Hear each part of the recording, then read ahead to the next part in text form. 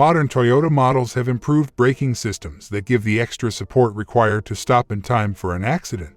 This system is not error-free, though. You should pay attention if your Toyota Highlander or Camry displays the warning message braking power low. We go over the primary causes of the braking power low warning on various Toyota models in this video. We also demonstrate a few fixes that will allow you to resume driving. It's the Car Problems YouTube channel. Subscribe and let's get started.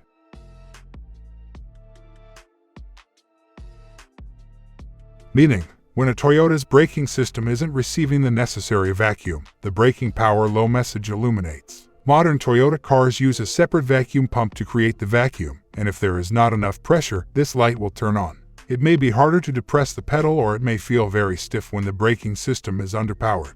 Furthermore, you might lack the braking force necessary to stop your car in time. Problems with older brake systems were frequently restricted to the brake fluid, rotors, or pads. That's not the case anymore. You can see that there are many more potential problems now that there is so much electronic equipment and vacuum configuration.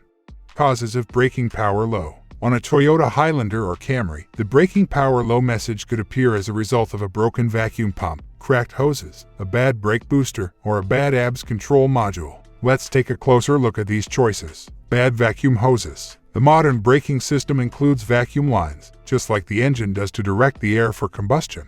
The vacuum power required for the brakes to operate is provided by these hoses. As with all hoses and lines, over time, cracks and kinks may appear. The vacuum is disrupted and the brakes lose power when this happens. After all, if air is escaping from one place, there cannot be a vacuum.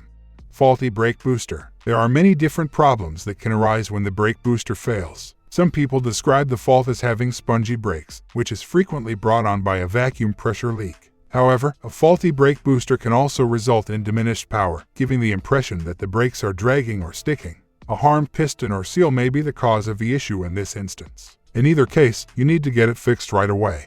Faulty vacuum pump. All of the air in the booster is eliminated by the vacuum pump. The vacuum power required to maximize the braking action. With this vacuum power, you can stop the car with less pedal pressure. Therefore, there will be less braking power if the pump fails. This type of failure frequently occurs in Toyota vehicles. For instance, the 2018 to 2019 Toyota Camry has been recalled due to the loss of power braking assist caused by faulty pumps. The same problem can be found in Toyota Highlander models. Faulty ABS control module. Anti-lock brake system is referred to as ABS. By opening and closing the booster valves, the ABS control module manages the amount of braking force. This system is susceptible to errors and unexpected activations. Since ABS will randomly activate, causing difficulty braking, this issue is simple to diagnose. Additionally, your dashboard may display a warning light related to the ABS system.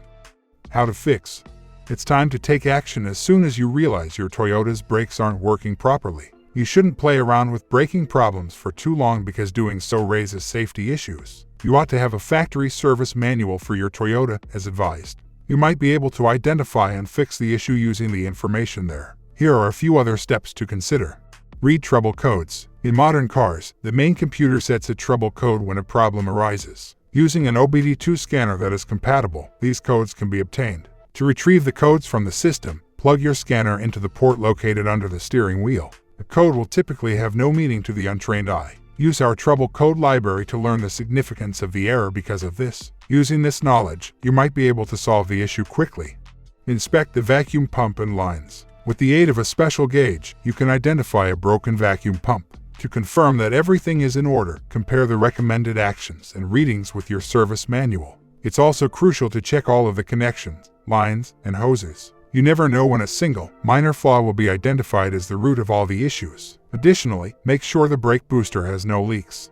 Look for TSBs and recalls. The Technical Service Bulletin notifies dealerships of a mechanical problem and is sent by the automaker. You can see what problems your vehicle has for free by reading these bulletins. These also give you the opportunity to determine any potential fixes. Some of these flaws will result in safety recalls, which are fixed at dealerships without charge. The NHTSA website is the best resource for finding technical service bulletins and safety recalls for your car. You can access all the necessary information on this website by entering your vehicle identification number.